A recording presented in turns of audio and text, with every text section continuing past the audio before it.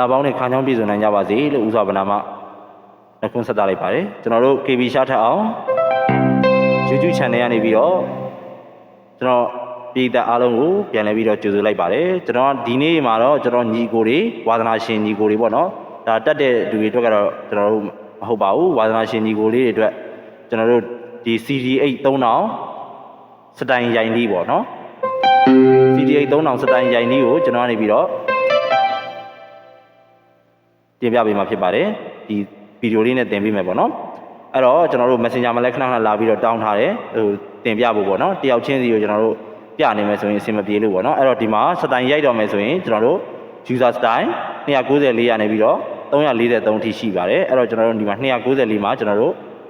ရိုက်မယ်ပေါ့နော်အဲ့တော့ကျွန်တော်တို့စတိုင်တစ်ခုစရိုက်တော့မယ်ဆိုရင်နံပါတ်1ကျွန်တော်တို့ဒီ button clock လေးကိုတစ်ချက်နှိပ်ပြီးရင်ကျွန်တော်တို့ဒီ function ပေါ့နော် function လေးကိုကြာလေးဖိလိုက်မယ်ဒါဆိုရင်ကျွန်တော်တို့ဒီမှာ drum တန်ရပြီပေါ့နော်အဲ့ဒါကိုကျွန်တော်တို့ဒီမှာ override ဖြစ်နေတယ်ဆိုရင်ဒီနံပါတ်အပေါင်းလေးနဲ့ကျွန်တော်တို့ just ပေးလိုက်ပေါ့နော်ဒီ just click လေးနဲ့ okay ဒါဆိုရင်ကျွန်တော်တို့ screen မှာ do drum ဆိုပြီးတော့ကျွန်တော်တို့ပေါ်လာမှာဖြစ်ပါတယ် group 2ပေါ့နော်ပြောချင်တာတော့ do drum ဆိုတာတော့ group သူကကျွန်တော်တို့စတိုင်တစ်ခုရိုက်တော့မယ်ဆိုရင်ကျွန်တော်တို့သိထားမယ် check လေးတွေရှိပါတယ်ညီကိုတို့အဲ့ဒါကတော့ဗာလေးလဲဆိုတော့ကျွန်တော်တို့ဒီနံပါတ်တစ်ခုချင်းစီမှာသူ့ရဲ့အတန်တစ်ခုရှိပါတယ်ကျွန်တော်တို့ကနံပါတ်ကျွန်တော်တို့အဲ့အရာလေးကိုသိဖို့အတွက်ကျွန်တော်တို့ကဒီနံပါတ်1မှာဆိုရင်လည်း drum ရှိပါတယ်နံပါတ်2မှာဆိုရင်လည်း drum ရှိပါတယ်နံပါတ်3မှာဆိုရင် bass ရှိပါတယ်နံပါတ်4မှာဆိုရင် piano ရှိပါတယ်နံပါတ်5မှာဆိုရင် classic guitar ရှိပါတယ်ကျွန်တော်တို့နံပါတ်6မှာဆိုရင် clean guitar ရှိပါတယ်နံပါတ်9မှာဆိုရင် string ရှိပါတယ်နံပါတ်10မှာဆိုရင်တော့ brush ရှိတယ်ပေါ့နော်အဲ့တော့နံပါတ်10အထိပဲကျွန်တော်တို့အသုံးပြုမှာပေါ့နော်အဲ့တော့ကျွန်တော်တို့နောက်ပြီးတော့ drum ရပြီဆိုရင်ကျွန်တော်တို့ကဒီဟိုပါပေါ့ drum ကိုလောဆယ်ကျွန်တော်တို့ရိုက်တော့မယ်ဆိုရင်ကျွန်တော်တို့ကဒီ on ပေါ့နော်ဒီ part on လေးကိုကျွန်တော်တို့တစ်ချက်နှိပ်မယ်ဒါကတော့ group ရွေးတာပေါ့နော်အခုကကျွန်တော်တို့ကဒါ drum ကိုရိုက်မှာဖြစ်တဲ့အတွက်2ကိုရွေးလိုက်ပါဒါဆိုရင် drum ရပြီအဲ့ဒါတော့ဒီမှာဒီ clock on ပကိုပဲကျွန်တော်တို့ပြန်ပိတ်လိုက်မယ်မီးလေးပြန်ပိတ်ပြီးတော့နံပါတ်2ကိုပြန်နှိပ်လိုက်မယ်အချုပ်ပေါ့နော်နံပါတ်2ကတော့ကျွန်တော်တို့အဲ့ဒါကတော့ရပြီဆိုတာနဲ့ကျွန်တော်တို့ကဘာလုပ်မလဲဆိုတော့စပြီးရိုက်တော့မယ်နော်အဲ့တော့ V1 မှာကျွန်တော်တို့ရိုက်မယ်ဒီ1မှာရိုက်တော့မယ်ဆိုတော့သူက V1 ဒါလေးပြနေမယ်ပေါ့နော်အဲ့တော့ကျွန်တော်တို့ကမရှာရွေးရမယ်ဘာပေါ့နော်ကျွန်တော်တို့2ပါးဒီမှာတော့တစ်ပါးပြထားတယ်2ပါးဆိုတော့ဟုတ်တယ်တစ်ပါးဆိုတော့ဒါလေး enter ခောက်လိုက်မယ် okay enter ခောက်ပြီးတော့ကျွန်တော်2ပါးရလာပြီနော်2ပါးရလာပြီဆိုတော့ကျွန်တော်တို့ recorder clip ကိုတစ်ချက်နှိပ်မယ် recording ပေါ့နော်recording clip ကိုတစ်ချက်နှိပ်ပြီးရင်ကျွန်တော်တို့ကထပ်ပြီးတော့အဲ့ clip ကလေးကိုဖိလိုက်ပါမယ်ဖိလိုက်ထားတဲ့ကျွန်တော်တို့ဒီမှာ1 quantite ဆိုပြီးတော့ screen မှာပေါ်လာပါလိမ့်မယ် quantite ဆိုတာကတော့ကျွန်တော်တို့ timing တွေပေါ့နော်တီးတဲ့နေရာမှာကျွန်တော်တို့ quarter နှုန်းနဲ့တီးမလားဒီဘယ်လိုပြောမလဲကွေပါပေါ့နော်စင်းမီရောက်ကွေပါတော့အဲ့လိုဟာမျိုးနဲ့တီးမလားပေါ့ဒါကိုကြိုက်တဲ့ဟာနဲ့တီးပေါ့ကျွန်တော်တော့နံပါတ်8ကိုရွေးလိုက်ပါမယ် okay နံပါတ်8ကိုရွေးလိုက်ပြီဆိုတော့ねကျွန်တော်တို့ရပြီပေါ့နော်ကျွန်တော်တို့ကတန်ဖိုးလေးတစ်ချက်ရှော့မယ်ပေါ့နော်နည်းနည်းခတ်တန်ပေါ့အဲ့မှာကျွန်တော်တို့ကပြောစရာနောက်တစ်ခုရှိပါတယ်အဲ့ဒါလေးကတော့ကျွန်တော်တို့ metronome ဖွင့်ဖို့ပေါ့နော် metronome ဖွင့်မယ်ဆိုရင်လည်းကျွန်တော်တို့ကဒီ recording ခလုတ်ကိုပဲတစ်ချက်နှိပ်ပြီးတော့ဖိနှိပ်လိုက်ပါအဲ့ဒါဆိုရင်ဒီမှာဒါကို3ကိုပေါ့နော် okay အဲ့ဒါဆိုရင်ဒီ3နဲ့ပဲရွေးတာပေါ့နော်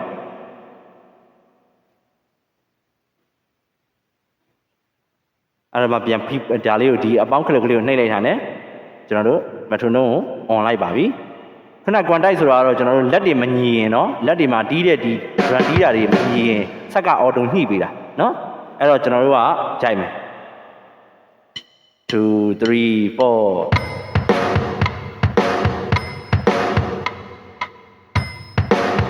ျွန်တော်ဘာရိုက်တာကျွန်တော်ဘာမပြေးလိုက်ဘူးအဲ့တော့ဒီဟာကိုကျွန်တော်ကနေပြီးတော့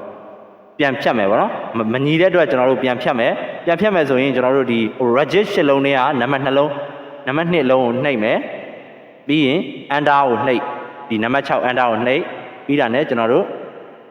အပေါင်းခလုတ်ကလေးကိုနှိပ်လိုက်ပေါ့ဒါဆိုရင်ကျွန်တော်တို့ရိုက်ထားတဲ့ slide လေးပြတ်သွားပြီပြန်ရိုက်မယ်နော်ဒီ recording ခလုတ်ကိုပဲတစ်ချက်နှိပ်ပါပြီးရင်ကျွန်တော်တို့ start 2 3 4 okay ဒါဆိုရင်ကျွန်တော်တို့ရသွားပြီဆိုတော့ high ဆက်ရိုက်မယ်အဲ့လိုရိုက်မယ်ဆိုတော့ကျွန်တော်တို့ဒီ recording ခလုတ်ကိုပဲနှိပ်လိုက်မယ်2 3 4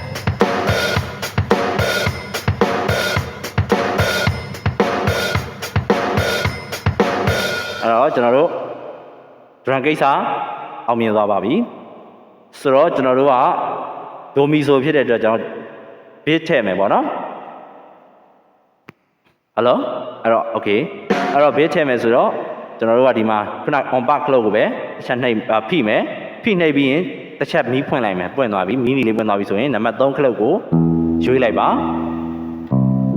bit ရပြီပေါ့နော်အဲ့တော့ကျွန်တော်တို့နံပါတ်3ခလုတ်ကို bit ရပြီဆိုရင်ကြိုက်ဒါရွေးမယ်ဆိုရင်လည်းထပ်ရွေးလို့ရတယ်ပေါ့နော်ကျွန်တော်တို့ဒီမှာပြီးရင်ကျွန်တော်တို့နံပါတ်ကျွန်တော်တို့ဒီ on back ခလုတ်ကလေးကိုတစ်ချက်နှိပ်မယ်โอเคအဲ့ဒါဆိုရင်မီးပိတ်သွားပြီနံပါတ်2ကိုနှိပ်လိုက်တော့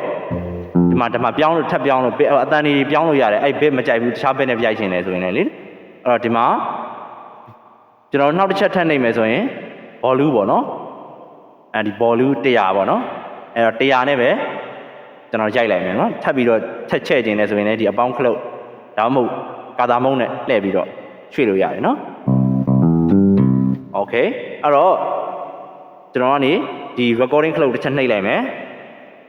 ဟုတ်ပြီ recording ခလုတ်နှိပ်ပြီးရင်ကျွန်တော် start stop ပေါ့စရိုက်မယ်နော်1 2 3 4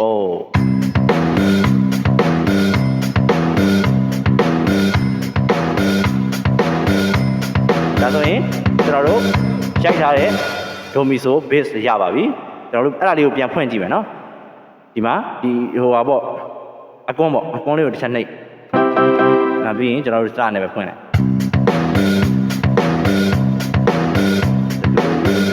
နော်โอเคအဲ့ဒါဆိုရင်ကျွန်တော်တို့ဒိုမီဆိုကျွန်တော်တို့အဲ့ base ကိစ္စပြီးသွားပြီဆိုတော့ကျွန်တော်တို့ကဂီတာထည့်မယ်အတွက်ကျွန်တော်တို့ကနံပါတ်6 clean guitar နော်အဲ့ဒီနံပါတ်6 clean guitar ကိုโอเค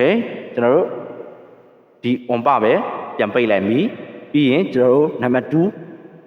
နှိပ်လိုက်အဲ့မှာကျွန်တော်တို့ guitar တန်တွေထပ်ရွေးလို့ရတယ်နော်အများကြီးပေါ့နော် guitar တန်တွေအများကြီးရှိတယ်ကိုကြိုက်တဲ့အတန်နဲ့ပေါ့နော်ကျွန်တော်တို့ဒါရွေးနေအချိန်ကြာတော့မှမဟုတ်ဆိုလို့ကျွန်တော်ဗီဒီယိုလေးကြာသွားမှာဆိုလို့ကျွန်တော်တော့မရွေးတော့ပါဘူးအဲ့တော့အတန်တော့ကျွန်တော်ညှိလိုက်မယ်နော်အတန်တော့နည်းနည်းလျှော့လိုက်မယ်နော်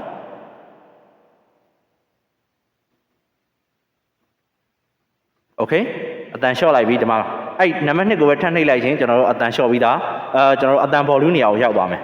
အတန်လျှော့မယ်အဲ့တော့ကျွန်တော်တို့ကတချင်းက तू က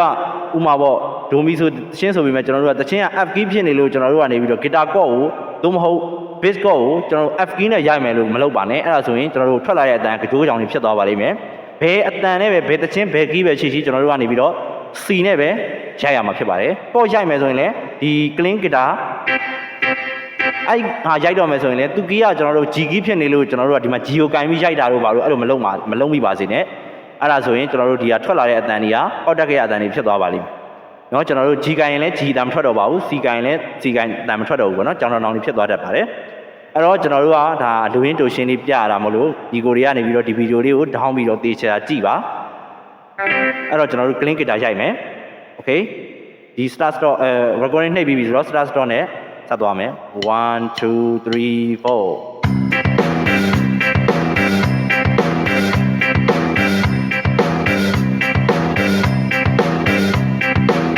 ဂီတာဆိုရင်ကျွန်တော်တို့ clean guitar လေးလည်းပြီးသွားပြီ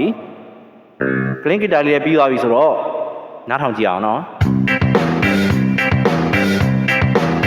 okay အဲ့ဆိုရင်ကျွန်တော်တို့ကဒီမှာ string လေးတစ် line ထပ်ထည့်မယ်နံပါတ်9 string line ထပ်လက်ပြီးပြီကျွန်တော်တို့ဒီဟိုဝက်ပြန်ပြီးတော့မီးအော့လိုက်မယ်ပကိုပဲမီးအော့မယ်ပြီးရင်ကျွန်တော်တို့နံပါတ်2ကိုနှစ်ချက်နှိပ်လိုက်မယ် ချက်နှိပ်မယ်ဆိုတော့ကျွန်တော်တို့အတန်လျှော့တာပေါ့နော်ဒီစရင်ခပ်ပါးပါးလေးပဲထားမယ်ပေါ့နော်ကျဲနေမှာဆိုတော့တာကြီးလေအဲ့လိုဟုတ်ပြီအဲ့တော့ကျွန်တော်တို့ကနေပြီးတော့ recording ခလုတ်ကိုတစ်ချက်နှိပ်မယ် start stop နှိပ်မယ်2 3 4